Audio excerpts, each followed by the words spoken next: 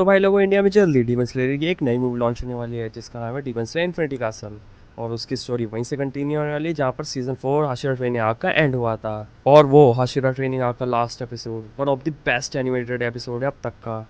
वैसे तो और काफ़ी स्टूडियोज़ ने भी अच्छा काम करा है, काफ़ी अच्छी एनिमेशंस बनाई हुई हैं, पर यूएफओ टेबल्स ने, यूएफओ बोल लो या यूफो टेबल्स बोल लो, मेरी प्रोनाउंसिएशन ऐसी है, मैं अनसंट बोल देता हूँ। उन्होंने जो काम करा है क्रेजी लेवल सेट है यार। वो तो best animation, best visuals, best BGMs तो वैसे उनका काम नहीं होता शायद से, best character design, best environment, सब कुछ बेस्ट था यार। बेस्ट फाइट्स, वैसे तो फाइट ज्यादा लंबी थी नहीं, पर जितनी भी थी अच्छी थी, काफी अच्छी थी। और वो लास्ट एपिसोड जब सारे हाशिरा और तानजीरो मिलके मुजान के ऊपर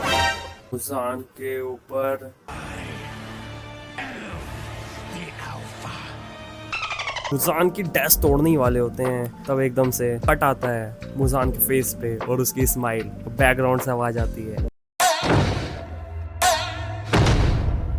गूज़बम्प्स वाला मोमेंट था यार, वो प्योर गूज़बम्प्स वाला मोमेंट था। जिन्होंने एनीमे देखी है उसे पता होगा मैं किस चीज़ के बारे में बात कर रहा हूँ। पर सोचने वाली बात है, अगर अपने माइकल जैक्सन के पास वो लेडी नहीं होती तो क्या वो सारे हाशिरा और तानजीरो मिलकर उसे मार सकते थे? मेरे हिसाब से तो यार कैसे मार सकते थे यार, अपना माइकल जैक्सन यार डीमन किंग है, और कभी कभी क्वीन भी। पर चलो देखते हैं इन्फिनिटी कासल में। मांगा तो वैसे कंप्लीट हो ही चुकी है, उसके स्टोरी एंड हो चुकी है डीमन स्लेयर की। मैंने नहीं देखी, मैंने ना कोई स्पॉयलर्स लिए हैं, क्योंकि मैं खुद एक्सपीरियंस करना चाहता हूँ ये चीज़ को। तो बिना और किसी नौटंकी के वीडियो को स्टार्ट करते हैं। Let's roll the intro if I made it. तो कहानी शुरू होती है एक ऐसे विलेज से जहाँ पर तानजीरो और उसकी फैमिली रहती थी। तानजीरो के फादर, नाम क्या था उनका, तानजूरो, की डेथ के बाद सारी जिम्मेदारियां तानजीरो पे आ गई थी। आई थिंक स्टोरी इतनी डार्क भी नहीं है, तो मुझे इतने ड्रामेटिक वे में बोलने की जरूरत नहीं है। तो तानजूरो की डेथ के बाद उसकी फैमिली की सारी जिम्मेदारियां तानजीरो पे आ जाती हैं, और फैमिली को रन करने के लिए तानजीरो कोयले बेचने लग गया, चारकोल सेलर बन गया। अब मुझे नहीं पता कि इसका कोई फैमिली बिजनेस था या फिर वो उनने सिर्फ फैमिली को चलाने के लिए ये काम शुरू करा था। ऑनलाइन भी मुझे इसके बारे में कुछ दिखा नहीं। तो आगे बढ़ते हैं। तो एक दिन तानजीरो नीचे विलेज में जाता है चारकोल सेल्स करने के लिए। तो उसे चारकोल सेल्स करते करते काफी लेट हो जाती है, काफी देरी हो जाती है। आते आते उसे रात हो ही रही होती है कि रास्ते में एक घर होता है, वहाँ एक अंकल उसे बताते हैं कि रात को घूमना है बिल्कुल भी सुरक्षित नहीं है, तुम मेरे घर ही रुक जाओ आज की रात। तो तानजीरो उनकी बात पहले तो मानता नहीं है बिल्कुल, वो चाहता है कि अपने घर पहुंच जाए। फिर तानजीरो रुक ही जाता है क्योंकि उसे भी दिख रहा होता है काफी रात हो गई। तो अगले दिन तानजीरो सुबह सुबह निकल जाता है अपने घर की तरफ। तो अपने घर की तरफ जाते जाते उसे एकदम से बदबू आने लग जाती है, क्योंकि उसकी नाक काफी दूर की स्मेल को भी सेंस कर सकती है। तो वो भागते हुए जाता है तो देखता है उसकी पूरी फैमिली को मार दिया एक डीमन ने, पर उसे लगता है कि ये किसी बियर ने मारा है उन्हें। और वो देखता है कि नेजुको जिंदा है, उसे अपने कंधे पे उठा के भागता है नीचे विलेज की तरफ, क्योंकि उसका काफी ब्लड लॉस हो चुका था। नीचे विलेज की तरफ जाता है, एकदम से सहज से वो स्लाइड मार जाता है बर्फ पे और नेजुको वहीं गिर जाती है। वो आगे चला जाता है, फिर वापस नेजुको को उठाने जा ही रहा होता है कि वो देखता है कि नेजुको खड़ी हो गई अपने पैरों पे वापस। तानजीरो से वापस कहता है कि तुम अपने पैरों पे क्यों खड़ी हो, पर नेजुको तानजीरो पे अटैक कर देती है क्योंकि वो डीमन में चेंज हो गई थी। तानजीरो को कुछ समझ नहीं आता कि ऐसा कैसे हो रहा, नेजुको तो बचपन से एक ह्यूमन है, तो ये डीमन में कैसे बदल गई। तो वहीं पे हमारे हाशिरा की एंट्री होती है, ग्यू की, एक वाटर ब्रीथिंग का मास्टर है वो भी। ग्यू आता है और एकदम से नेजुको की गुद्दी पकड़ लेता है और तानजीरो को काफी बातें बताता है, तानजीरो के अंदर का गुस्सा जगाता है। तानजीरो उसी गुस्से में ग्यू पे अटैक कर देता है, पर ग्यू के आगे वो कहाँ टिक पाता क्योंकि उसने तो अभी डीमन स्लेयर की कोई भी ट्रेनिंग ही नहीं मिली थी। पर वो देखता है कि नेजुको तानजीरो को प्रोटेक्ट कर रही है, तो ग्यू यही चीज देख के पिघल जाता है। ग्यू तानजीरो को बताता है कि तुम एक विलेज है, कहता है वहां पर एक इंसान है ओरोकोडाकी नाम के, उनके पास जाओ, वो तुम्हें प्रोटेक्ट करेंगे, क्योंकि डीमन लेके घूमेगा कौन प्रोटेक्ट करेगा। और यहीं पे एपिसोड 1 का एंड हो जाता है।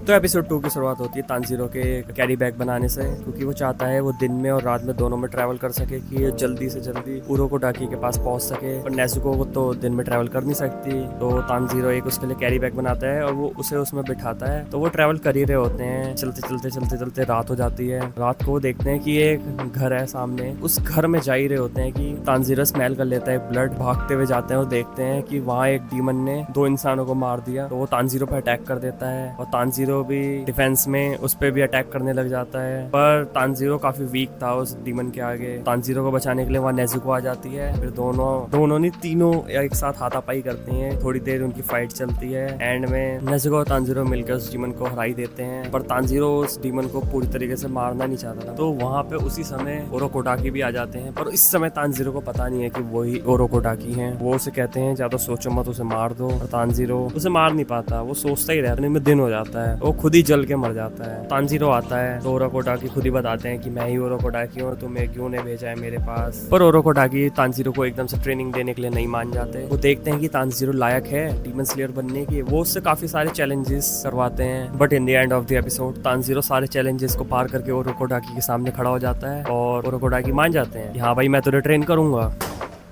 तो यहीं पर हमारा एपिसोड 2 भी एंड हो जाता है।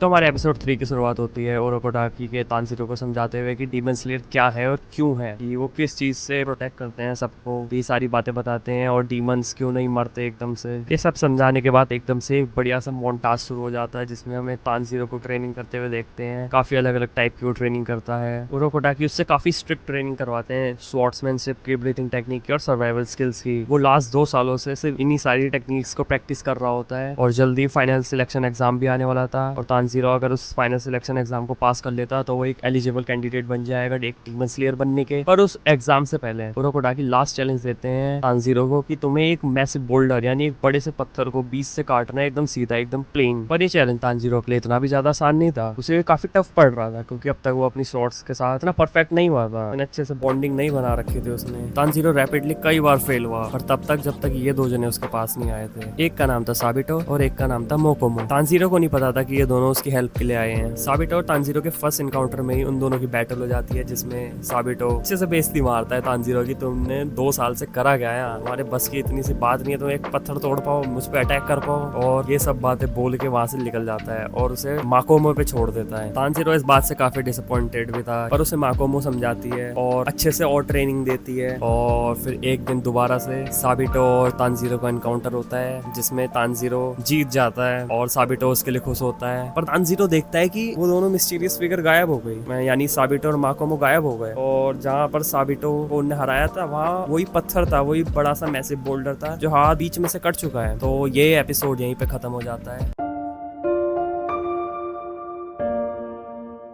तो सीजन 4 की शुरुआत होती है तानजीरो के फाइनल सिलेक्शन आर्क में, फाइनल सिलेक्शन एग्जाम में एंटर करने से, जहाँ पर तानजीरो 7 रातें बिताता है उस डीमन इन्फेस्टेड माउंटेन में, जहाँ पर वो काफी सारे डीमन से फाइट करता है, जिनमें से कई डीमन नॉर्मली थे, कई डीमन ज्यादा खतरनाक थे। उनमें से एक डीमन होता है हैंड डीमन, जिन्हें प्रीवियसली ओरोकोटाकी के स्टूडेंट्स को मारा हुआ होता है, जिनमें एक का नाम होता है साबिटो, एक का नाम होता है माकोमो। तो यहीं पे तानजीरो को पता लगता है कि ये प्रीवियस स्टूडेंट है ओरोकोटाकी के, जो यहाँ पर मर गए थे फाइनल सिलेक्शन एग्जाम में। तो इसी बात से तानजीरो काफी गुस्सा भी होता है और तानजीरो हैंड डीमन के साथ फाइट करता है अपने डिफरेंट हैंड ब्रीथिंग के साथ, जहां पर वो उस डीमन को मारने ही वाला होता है कि एपिसोड खत्म हो जाता है।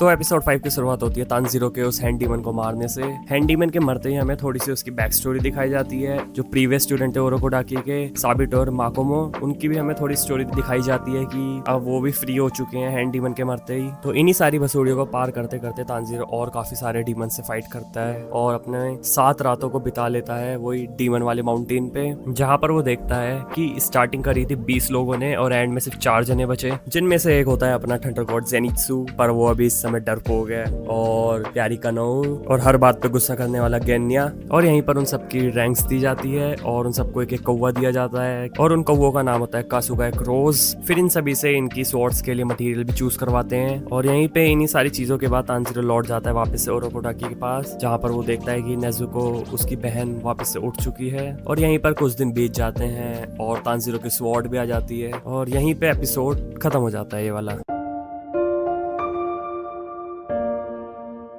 तो एपिसोड 6 की शुरुआत होती है तानजीरो के अपने फर्स्ट मिशन को लेने से एज अ डीमन स्लेयर। वो एक विलेज में जाता है जहाँ पर एक डीमन का आतंक फैला हुआ था, लेकिन उस दिन उस डीमन की रात खराब थी और तानजीरो को पता लग जाता है कि वो डीमन ने एक लड़की का किडनैप करा है। तानजीरो जाता है उसे बचाने, तो उस डीमन के साथ फाइट करते करते तानजीरो को ये पता लगता है कि वो 3 डीमंस हैं और वो शैडोज में ट्रेवल करता है। तो तानजीरो उस डीमन से अकेले फाइट नहीं कर पाता और बीच में नेज़ुको उसकी हेल्प के लिए आ जाती है। और इसी एपिसोड में हमें ये भी पता लगता है कि हमारे इस कहानी का मेन एंटेगनिस्ट है मुजान की बुत्सुची। एक ही डीमन है ये जो किसी एक ह्यूमन को डीमन में बदल सकता है और इसी ने तानजीरो की फैमिली को मारा भी है। और यही है इस दुनिया में जो सिर्फ नेज़ुको को ठीक कर सकता है और किसी में इतनी ताकत नहीं है। तो इस डीमन से फाइट करते करते इस एपिसोड का एंड हो जाता है।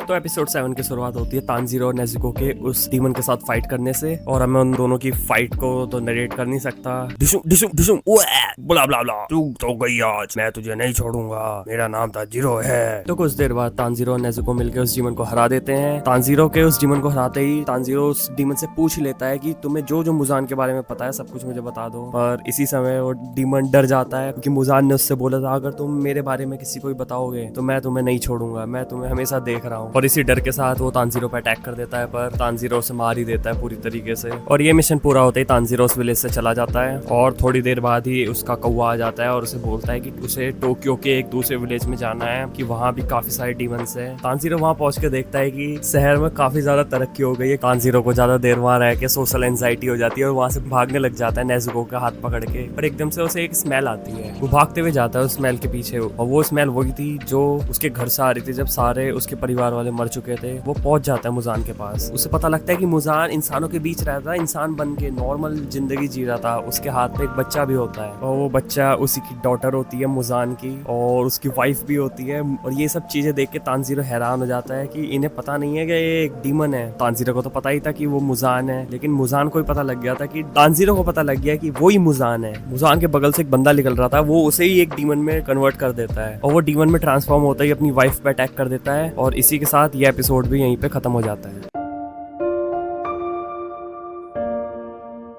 तो एपिसोड 8 की शुरुआत होती है तानजीरो के उसी डीमन से डील करते हुए और इन्हीं सब के बीच मुजान वहां से निकल जाता है। पर तानजीरो से एक धमकी टाइप की देता है कि तुम कहीं भी जाके छुप जाओ, मैं तुम्हें जिंदा नहीं छोड़ूंगा। और यहीं पे तानजीरो की हेल्प के लिए और 2 डीमंस आ जाते हैं, लेडी टमायो और यूशिरो। वो तानजीरो की मदद करती है, उस ह्यूमन को कंट्रोल करती है। और फिर हमें पता लगता है कि टमायो भी चाहती है मुजान को मारना। और फिर हमें मुजान की साइड से दिखाया जाता है कि मुजान 2 डीमंस को भेजता है, लेडी टमायो और तानजीरो को मारने के लिए। मेनली तो उन्होंने तानजीरो को मारने के लिए भेजा होता है उन 2 डीमंस को। और इसी के बीच उन 2 डीमंस के जाते ही हमें एक छोटी सी बैक स्टोरी टाइप दिखाई जाती है मुजान की तरफ से कि मुजान एक ईयररिंग वाले लौंडे से पिट रहा होता है। और फिर हमें तानजीरो की साइड से दिखाया जाता है कि तानजीरो और नेज़ुको लेडी टमायो के घर जाते हैं और उनके बीच में बातें होती है। और इन सब बातों के बीच वो 2 डीमंस अटैक कर देते हैं लेडी टमायो के घर पे और यहीं पे इस एपिसोड का एंड हो जाता है।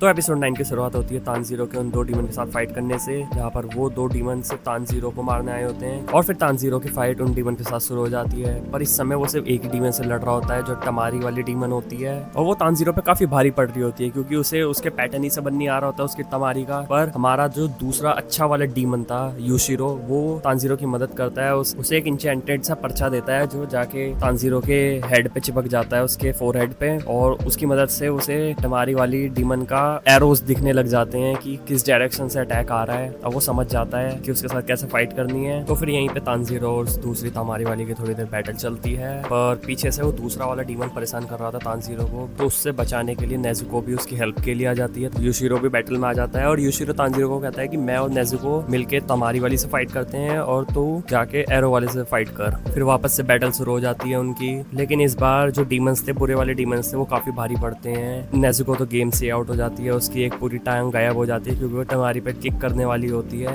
और यहीं पे वो डीवन भी रिवील कर देते हैं कि वो 12 की ज़की में से हैं। और एपिसोड के एंड में तानजीरो वाटर ब्रीथिंग टेक्निक मारता ही है उस एरो वाले डीवन पे और उसका सर धड़ से अलग कर देता है और यहीं पे एपिसोड खत्म हो जाता है। तो एपिसोड 10 की शुरुआत होती है तानजीरो को उस एरो वाले डीमन को मारने से, पर एरो वाला डीमन मरते मरते भी अपनी लास्ट ट्राई देते हुए जाता है तानजीरो को मारने के लिए, पर तानजीरो उस चीज को सरवाइव कर लेता है। और दूसरी तरफ नेजुको और हमारा जो अच्छे वाला डीमन था यूशिरो, वो दोनों मिलके उस तमारी वाले डीमन से लड़ी रहे होते हैं, पर वो दोनों उसे हरा नहीं पाते हैं। तो बीच में हमारी लेडी टमायो आ जाती है, अपना जादू करती है और उसी मैजिक में या फिर ब्लड डीमन आर्ट भी कह सकते हैं, उसमें तमारी वाली डीमन फंस जाती है और गलती से मुजान का नाम ले देती है और उसे इस बात का इंस्टेंट रिग्रेट भी हो जाता है। पर काफी देर हो चुकी थी और वो अपने आप में मर जाती है, ऐसे मुजान मारता है, पता नहीं कैसे पर मर जाती है। और यहीं हमारी लेडी टमायो ये रिवील करती है कि ये दोनों डीमंस 12 किजुकी में से नहीं थे, क्योंकि 12 किजुकी की आंखों पे उनकी रैंक्स दिखती है और इन दोनों की आंखों पे कोई नंबर नहीं थे। बैटल खत्म हो जाने के बाद लेडी टमायो और यूशिरो अपने अपने काम के लिए वापस निकल जाते हैं और तानजीरो भी वापस उनके पास आ जाता है। उसके बाद तानजीरो अपने नेक्स्ट मिशन के लिए वापस से निकल जाता है और एपिसोड के एंड में उसे हमारा प्यारा थंडर गॉड वापस से मिल जाता है और वो एक लड़की को शादी के लिए मना रहा होता है और यहीं पे हमारा एपिसोड एंड हो जाता है। तो एपिसोड 11 की शुरुआत होती है जेनित्सु के उस लड़की को कन्विंस करवाने से कि मुझसे शादी कर लो, मुझसे शादी कर लो, पर वहाँ पर तानजीरो आ जाता है और उन दोनों को अलग करता है। वो लड़की 2 चाटे देती है जेनित्सु के और जेनित्सु भी फिर तानजीरो के पीछे पीछे निकल जाता है। वो दोनों साथ जा ही रहे होते हैं कि तानजीरो का क्रॉस से बताता है कि दोनों का मिशन सेम ही है, उन दोनों को सेम ही जगह जाना है, तो वो दोनों साथ ही चल देते हैं। तो अपनी लोकेशन पे पहुंचने के बाद उन्हें पता लगता है कि एक डीमन का मेंशन है, तो वहाँ पर 2 बच्चे भी खड़े होते हैं। तो तानजीरो उनसे पूछता है तुम यहाँ क्यों खड़े हो, क्या प्रॉब्लम है। तो बच्चे बताते हैं कि उनके बड़े भाई को वो डीमन उठा के ले गया है और तानजीरो उस लड़के की हेल्प के लिए अंदर जाता है, पर जेनित्सु उसके साथ नहीं आना चाहता क्योंकि वो डरता है। पर जेनित्सु डरते डरते तानजीरो के साथ चला ही जाता है, पर तानजीरो नेजुको को बाहर उन 2 बच्चों के साथ ही छोड़ देता है और वो दोनों अंदर चले जाते हैं। पर पीछे पीछे थोड़ी देर बाद वो 2 बच्चे भी आ जाते हैं उस बक्से को बाहर ही छोड़ के। जैसे ही वो सब उस मेंशन के अंदर आते हैं, वो डीमन अपनी ब्लड डीमन आर्ट से उन सबको फंसा लेता है उसी मेंशन में और इसी पैनिक में जेनित्सु तो पागल ही हो जाता है। वो काफी डर रहा होता है और इधर उधर कमरे छान रहा होता है कि उसे वहां पर अपना बोर हेड मिल जाता है, यानी अपना इनोस्के। और दूसरी तरफ हम देखते हैं कि तानजीरो और उस छोटी लड़की के सामने वो ड्रम डीमन आ चुका है और उसकी पावर है कि वो ड्रमिंग करके एक रूम को रोटेट कर सकता है या चेंज कर सकता है। और एपिसोड के एंड में हम देखते हैं कि इनोस्के चैलेंज करता है उस ड्रम डीमन को और यहीं पे एपिसोड खत्म हो जाता है। तो एपिसोड 12 की शुरुआत होती है। जो ड्रम डीमन होता है वो अटैक कर रहा होता है तानजीरो और इनोस्के पे और यहीं से बच बचा के तानजीरो और वो छोटी लड़की निकल जाते हैं। और दूसरी तरफ हमें दिखाते हैं कि जेनित्सु और वो जो छोटा लड़का था उन दोनों के पीछे एक डीमन पड़ चुका है और इसी डर के कारण जेनित्सु बेहोश हो जाता है और दूसरे लड़के को लगता है कि अभी मरने वाले हैं। और हम सबको पता है कि जेनित्सु की पावर तभी है जब वो सो रहा होता है और Zenitsu thunder clap and flash मार के उस डीमन का सर अलग कर देता है। और फिर जब वो होश में आता है वो खुद देखता है कि ये क्या हुआ, ये कैसे मर गया। उस छोटे लड़के को कुछ समझ नहीं आ रहा होता है कि क्या हो रहा है। और दूसरी तरफ इनोस्के भी कई डीमन से लड़ रहा होता है और फिर हमें उस डीमन की थोड़ी बैक स्टोरी दिखाई जाती है जिसमें वो मुजान के ब्लड के लिए सारे इंसानों को मार रहा होता है, क्योंकि मुजान इस डीमन को 12 किजुकी में से अलग कर देता है क्योंकि ये ज्यादा इंसानों को मार नहीं पा रहा होता है, अपना काम अच्छे से नहीं कर पा रहा होता है। और हमें दूसरी तरफ दिखाया जाता है कि तानजीरो छोटी लड़की को उसका भाई मिल चुका है। फिर वो वहाँ थोड़ी सी बातचीत कर ही रहे होते हैं कि वहाँ पर वो डीमन आ जाता है और तानजीरो और उसके बीच में लड़ाई शुरू हो जाती है और उनकी बैटल चली रही होती है कि ये एपिसोड यहीं पे एंड हो जाता है।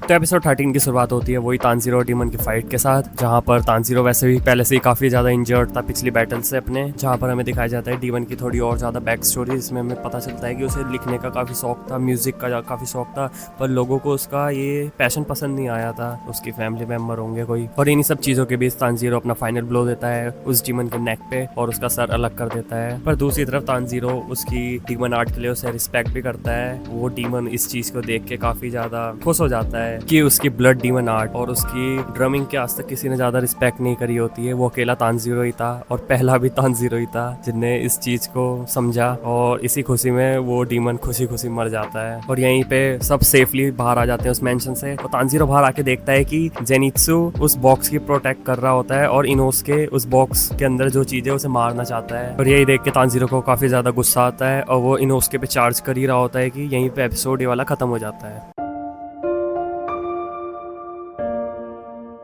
तो तो सीजन 14 की शुरुआत वहीं से होती है जहाँ पर तानजीरो चार्ज कर ही रहा होता है इनोस्के पे और इतना खतरनाक पंच मारता है इनोस्के के पेट पे, उसकी पसलियां तो उठ जाती हैं। फिर उनके बीच में थोड़ी सी बैटल शुरू हो जाती है। इनोस्के को गुस्सा आ जाता है तानजीरो पे और वो उससे बैटल करना चाहता है। तो थोड़ी देर इन दोनों की बैटल चलती है और इन दी एंड तानजीरो इतना तगड़ा हेडबट मारता है इनोस्के के कि वो वहीं बेहोश हो जाता है। और उसके बाद वो सब मिलके जितने भी लोग मरे थे उन डीमन की वजह से उन सबको वो दफना देते हैं। उसके बाद वो तीनों रेस्ट करने के लिए कैसे घर पे चले जाते हैं जो रन करा जा रहा है डीमन स्लेयर अलाइस के द्वारा ही, जहाँ पर वो सब मस्त खा पी के पड़ जाते हैं सोने के लिए। उनके बीच में थोड़ी बातचीत भी होती है। तो जेनित्सु देखता है कि तानजीरो का डब्बा खुल रहा है और वो डर जाता है कि डीमन आ रहा है, डीमन आ रहा है। और वो देखता है उसमें से तो एक लड़की निकलती है। उसे अभी पता नहीं होता कि वो तानजीरो की बहन होती है, वो सोचता है उसकी गर्लफ्रेंड है। जेनित्सु तानजीरो के पीछे भागता है उसे मारने के लिए कि मैंने इतनी पिटाई से उसे बचाने के लिए खाई। और यहीं पे हमारा एपिसोड खत्म हो जाता है।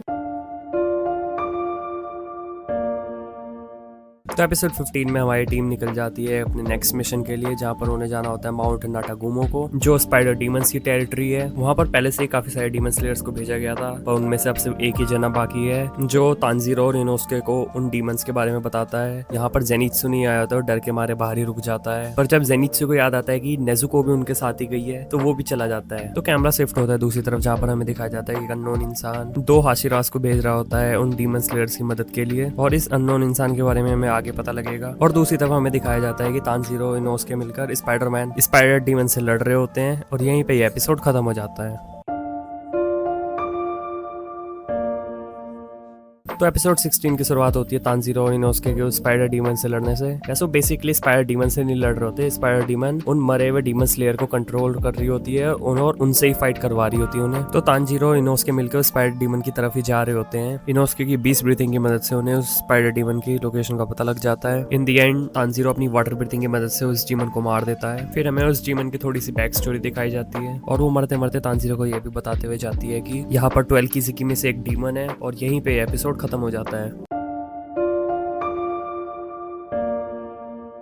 तो एपिसोड 17 की शुरुआत होती है, हमें दिखाया जाता है कि इनोस्के को काफी चोट लगी होती है, काफी इंजर्ड होता है। तो तानजीरो से समझा रहा होता है कि आगे तुम बैटल ना करो। और उसी समय कैमरा शिफ्ट हो जाता है जेनित्सु पे, जहाँ पर वो एक स्पाइडर डीमन से बच के भाग रहा होता है और वो स्पाइडर डीमन जेनित्सु की काफी बेइज्जती करता है। फिर हमें जेनित्सु की थोड़ी सी बैक स्टोरी दिखाई जाती है कि उसके बालों का कलर चेंज कैसे हुआ, उसमें पावर कैसे आई। इन्हीं सब चीजों के बाद जेनित्सु स्पाइडर डीमन की तरफ देखता है और उसे देख के डर के मारा बेहोश हो जाता है। और हम सबको पता है जेनित्सु जब बेहोश होता है तो क्या होता है। इसके बाद हमें बहुत प्यारा मोन्टाज दिखाया जाता है जेनित्सु की बैक स्टोरी और उसकी पावर के साथ। और उसके बाद वो अपनी थंडर ब्रीथिंग का यूज करके स्पाइडर डीमन का गला काट देता है। लेकिन जेनित्सु के स्पाइडर डीमन के साथ फाइट होने से पहले वो स्पाइडर डीमन अपना पॉइजन जेनित्सु के अंदर डाल देता है। और एंड में हमें दिखाया जाता है कि जेनित्सु अब मरने वाला है। और उसी समय कैमरा शिफ्ट होता है और हमें दिखाया जाता है कि तानजीरो इनोस्के के सामने स्पाइडर डीमंस का फादर भी आ चुका है। तानजीरो अपनी वाटर ब्रीथिंग से उस पर अटैक करता है और यहीं पे ये एपिसोड खत्म हो जाता है। तो एपिसोड 18 की शुरुआत होते ही हमें पता लगता है कि हमारे हाशिरास भी आ गए हैं यहाँ पर। और दूसरी तरफ हमें दिखाया जाता है कि तानजीरो इनोस्के की फाइट चल रही है फादर डीमन के साथ। तो उनकी फाइट चली रही होती है और हमें दूसरी तरफ दिखाया जाता है कि हमारे जेनित्सु के पास इंसेक्ट हाशिरा शिनोबु भी आ चुकी है। तानजीरो इनोस्के की फाइट में जो स्पाइडर डीमन होता है वो तानजीरो को दूर उड़ा के फेंक देता है। तो हमें दूसरी तरफ दिखाया जाता है कि इनोस्के अकेले उस फादर डीमन के साथ लड़ रहा होता है और तानजीरो एक नए डीमन के साथ फाइट करने वाला होता है। और उन दोनों की बैटल उन 2 डीमन के साथ शुरू हो जाती है, जहाँ पर पहले हमें इनोस्के की फाइट्स दिखाई जाती है जो काफी लंबी चल रही होती है और इनोस्के की कटाना भी टूट जाती है। और वो फादर डीमन इनोस्के पे काफी भारी पड़ता है और उसे मारने ही वाला होता है कि वहां पर हमारे हाशिरा की एंट्री हो जाती है ग्यू की, जो इनोस्के को एकदम से बचा लेता है और एक झटके में उस डीमन को खत्म कर देता है। और यहीं पे कैमरा शिफ्ट होता है तानजीरो की तरफ, जहां पर वो दूसरे डीमन के साथ फाइट कर ही रहा होता है कि यहीं पे ये एपिसोड खत्म हो जाता है। तो एपिसोड 19 की शुरुआत होती है तानजीरो और जो स्पाइडर डीमन की फाइट के साथ, जहाँ पर तानजीरो उस डीमन पर अटैक करता है और उसकी कटाना वहीं टूट जाती है। फिर हमें दूसरी तरफ दिखाया जाता है कि ग्यू ने इनोस्के को रस्सी से बांध दिया और जेनित्सु को बचाने के लिए शिनोबु ने एंटीडोट लगा दिया जेनित्सु के। और कैमरा शिफ्ट होता है तानजीरो की तरफ, जहाँ पर हमें दिखाया जाता है कि रियो काफी डेडली अटैक करने वाला है तानजीरो पे, पर उसे प्रोटेक्ट करने के लिए बीच में नेजुको आ जाती है। फिर रियो और तानजीरो के बीच में थोड़ी सी बातचीत चलती है, जहाँ पर हमें पता लगता है कि रियो एक लोअर मून है, लोअर मून 5। इसका मतलब वो 12 किज़ुकी में से एक है और यहाँ पर रियो चाहता है कि नेजुको उसकी बहन बन जाए और तानजीरो को छोड़ दे, भाई को सिर्फ फैमिली चाहिए। फिर इन दोनों के बीच में काफी ज्यादा लंबी फाइट सीक्वेंस चलती है जहाँ पर बीच बीच में नेजुको को काफी चोट पहुंचाता रहता है और तानजीरो को गुस्सा बढ़ता रहता है। तानजीरो अपनी वाटर ब्रीथिंग का यूज करके रियो पर अटैक करने वाला होता है कि रियो अपना ब्लड डीमन आर्ट का यूज कर लेता है, जहाँ पर वो तानजीरो को मारने वाला होता है कि तानजीरो को याद आता है कि उसके फादर हिनोकामी कागुरा डांस करते थे और हिनोकामी कागुरा हेल्प करता है स्टेमिना को इंक्रीज करने और स्ट्रेंथ बढ़ाने में, जहाँ पर तानजीरो हिनोकामी कागुरा और वाटर ब्रीथिंग को कंबाइन करके रियो पे अटैक करता है और नेजुको भी अपनी ब्लड डीमन आर्ट को यूज करती है और एपिसोड के एंड में तानजीरो रियो को गला काट देता है हिनोकामी कागुरा और वाटर ब्रीथिंग की हेल्प से और यहीं पे एपिसोड खत्म हो जाता है। तो एपिसोड 20 की शुरुआत में हमें पता लग जाता है कि रियो की गर्दन कट गई, वो तब भी नहीं मरा और अब रियो काफी गुस्से में था और वो तानजीरो और नेजुको को मारने वाला होता है कि वहाँ पे ग्यू आ जाता है और वो अपनी वाटर ब्रीथिंग का 11th फॉर्म मार के उस रियो को एक झटके में खत्म कर देता है। और जो दूसरी डीमन थी जिसे रियो ने भेजा था और लोगों को मारने के लिए, जहाँ पर उसकी फाइट शिनोबू से होती है, जहाँ पर शिनोबू उसे विदाउट एनी दिक्कत उसे खत्म कर देती है और कैमरा शिफ्ट होता है दूसरी तरफ जहाँ पर हमें रियो को मरते हुए दिखाया जाता है और उसकी बैक स्टोरी चालू हो जाती है और यहीं पे एपिसोड खत्म हो जाता है। तो एपिसोड 21 की स्टार्टिंग होती है रियो की बैक स्टोरी के साथ, जहाँ पर हमें उसकी बैक स्टोरी में दिखाया जाता है उसके साथ क्या क्या बीती और उसकी बैक स्टोरी काफी ज्यादा प्यारी थी। फिर हम देखते हैं कि यहाँ पर शिनोबू भी आ जाती है नेजुको को मारने के लिए, क्योंकि नेजुको भी एक डीमन थी और ग्यू से प्रोटेक्ट करता है और यही देखे शिनोबू काफी हैरान हो जाती है कि ग्यू से प्रोटेक्ट क्यों कर रहा है और यहीं पे ग्यू तानजीरो को कहता है कि तुम यहाँ से भाग जाओ और ग्यू शिनोबू को रोक के रखेगा तब तक, पर शिनोबू ने अपनी साथी को तानजीरो के पीछे छोड़ दिया होता है और हमें आगे पता लगता है कि वो अपनी कनाओई है जो फाइनल सिलेक्शन एग्जाम में तानजीरो के साथ ही थी और वो नेजुको के पीछे उसे मारने के लिए जा ही रही होती है कि वहाँ पर हेडक्वार्टर से कौवा आ जाता है। वो उन्हें बताता है कि हेडक्वार्टर से ऑर्डर आया है कि तानजीरो और नेजुको को हिरासत में लेकर हेडक्वार्टर लाया जाए। तो एपिसोड के एंड में हम देखते हैं तानजीरो पड़ा है उन सारे हाशिरास के सामने और यहीं पे ये एपिसोड खत्म हो जाता है।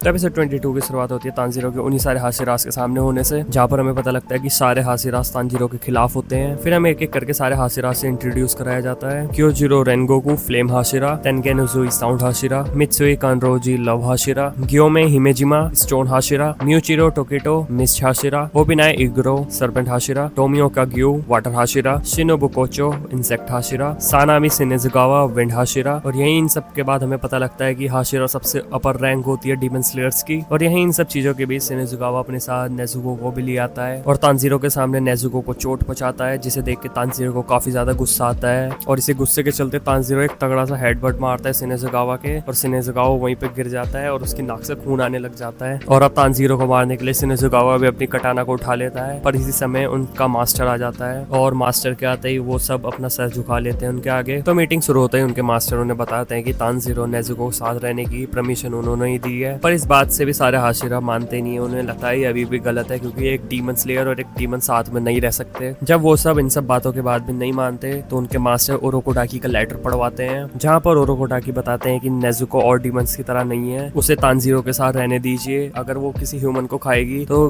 ग्यू और ओरोकोडाकी अपनी जान देकर सबसे माफी मांगेंगे। पर इन सब बातों के बाद भी हाशिराज नहीं मानते और सनामी अपनी आंखों से खुद देखना चाहता था कि नेजुको ब्लड देख के अटैक करेगी या नहीं करेगी और यही देखने के लिए सनामी अपने हाथ को काट लेता है नेजुको के सामने और यहीं पे ये एपिसोड खत्म हो जाता है। तो एपिसोड 23 की शुरुआत होती है वहीं से, जहाँ पर सनामी ने अपना हाथ काटा होता है नेजुको के सामने, पर नेजुको उसका ब्लड पीने से इनकार कर देती है और यही सब देख के हाशिराज मान जाते हैं और यहाँ पर शिनोबू चाहती है कि वो उनके घर पे रहे, तो वो दोनों शिनोबू के घर चले जाते हैं, जहाँ पर वो देखता है कि जेनित्सु भी वहीं है और उसका ट्रीटमेंट चल रहा होता है और तानजीरो को देख के जेनित्सु भी काफी ज्यादा खुश हो जाता है और तानजीरो देखता है कि वहाँ पर इनोस्के भी होता है और यही सब देख के तानजीरो भी काफी ज्यादा खुश हो जाता है। और दूसरी तरफ हमें दिखाया जाता है कि हाशिराज की मीटिंग चल रही है, जहाँ पर वो काफी चिंता में थे कि डीमंस का आतंक काफी ज्यादा बढ़ रहा है, उन्हें डीमन स्लेयर की फौज को और बढ़ाना चाहिए और जब भी मुजान को कहीं और छुपना होता है वो लोअर डीमन से अटैक करवाता है हर जगह। और इन्हीं सब बातों के बाद यह हाशिरा मीटिंग खत्म हो जाती है और यहीं पे ये एपिसोड खत्म हो जाता है। तो एपिसोड 24 की शुरुआत होती है हमारे फ्लेम हाशिरा के एक मिशन पे जाने से, और दूसरी तरफ हमें दिखाया जाता है कि जेनित्सु, इनोस्के और तानजीरो रिकवर हो रहते हैं अपनी इंजरीज से, और धीरे धीरे उनकी ट्रेनिंग भी शुरू हो रही है, जहाँ पर उनकी अपोनेंट है कनाओ, और वो तीनों कनाओ से बार बार हारते रहे। और इस ट्रेनिंग से परेशान होकर जेनित्सु और इनोस्के तो ट्रेनिंग में जा ही नहीं रहे होते हैं, पर तानजीरो डेली प्रैक्टिस कर रहा होता है। और एक दिन शिनोबू तानजीरो के पास आती है उससे थोड़ी बातचीत करने, जहाँ पर हमें पता लगता है कि शिनोबू की एक ओल्डर सिस्टर भी थी और वो अब मर चुकी है। और इन्हीं सब बातों के बीच ये एपिसोड भी यहाँ पर खत्म हो जाता है। तो एपिसोड 25 की शुरुआत होती है तानजीरो के डेली ट्रेनिंग जाने से, जहाँ पर इनोस्के और जेनित्सु अभी नहीं आ रहे हैं, और तानजीरो काफी ज्यादा इंप्रूव कर रहा है अपनी डेली ट्रेनिंग से, जहाँ पर जेनित्सु और इनोस्के देखते हैं कि तानजीरो काफी ज्यादा इंप्रूव कर रहा है, और यही देख के वो शिनोबू पे जाते हैं कि वो तानजीरो इस समय किस चीज की प्रैक्टिस कर रहा है, उन्हें भी यही करना है। तो वो इन्हें बताती है कि तानजीरो इस समय टोटल कॉन्सेंट्रेशन ब्रीथिंग कॉन्स्टेंट की प्रैक्टिस कर रहा है, जिसमें उसे पूरे दिन अपनी इस ब्रीथिंग टेक्निक को ऑन रखना पड़ता है, जिसमें ये ब्रीथिंग टेक्निक तुम्हारी स्ट्रेंथ को और स्टेमिना को काफी ज्यादा बढ़ा देती है। फिर वो दोनों भी इस चीज की प्रैक्टिस करने लग जाते हैं। फिर इसके बाद हमें कनाओ की थोड़ी बैक स्टोरी दिखाई जाती है कि वो शिनोबू के साथ कैसे आई है, और वो अपनी हर डिसीजन को लेने के लिए कॉइन को फ्लिप क्यों करती है। और इन्हीं सब चीजों के भी तानजीरो और इनोस्के की स्वॉर्ड भी आ जाती है। तानजीरो की डेली प्रैक्टिस की वजह से वो कनाओ से जीत जाता है, और ये देख के इनोस्के और जेनित्सु हैरान हो जाते हैं, और वो और मोटिवेटेड हो जाते हैं प्रैक्टिस करने के लिए। और यहीं पे शिनोबू तानजीरो को बताती है कि उसकी प्रैक्टिस अब खत्म हो चुकी है, और तानजीरो शिनोबू से पूछता है कि उसे हिनोकामी कागुरा के बारे में पता है, जहाँ पर शिनोबू को उसे उसके बारे में कुछ भी नहीं पता होता, पर वो बताती है कि इस बारे में रेनगोकू को जरूर कुछ पता होगा। और फिर तानजीरो वहां से चला जाता है। और एपिसोड के एंड में भी दिखाया जाता है कि एक ट्रेन में काफी सारे डीमंस इंसानों को खा रहे हैं, और ये एपिसोड यहीं पे खत्म हो जाता है।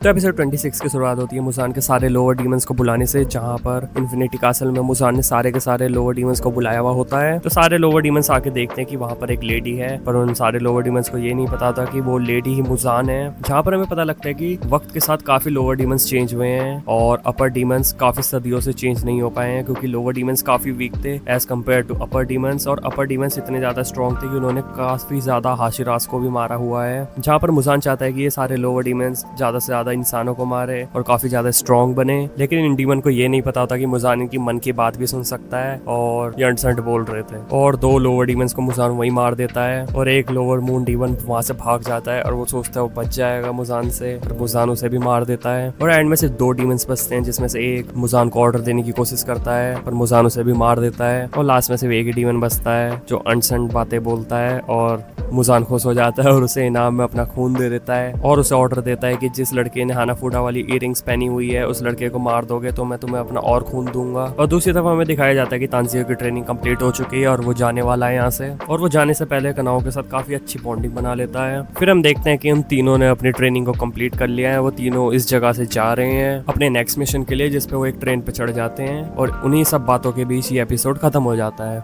तो ये इस सीज़न का लास्ट एपिसोड था, और सारे सीज़न को मैंने अच्छे से एक्सप्लेन कर दिया है, काफ़ी ज़्यादा डिटेल में नहीं गया, ऊपर से सबको समझा दिया है। तो वीडियो अच्छी लगी हो तो वीडियो को लाइक करके चैनल को सब्सक्राइब कर दीजिएगा। तो मिलते हैं आपसे अगली वीडियो में, तब तक के लिए सायोनारा।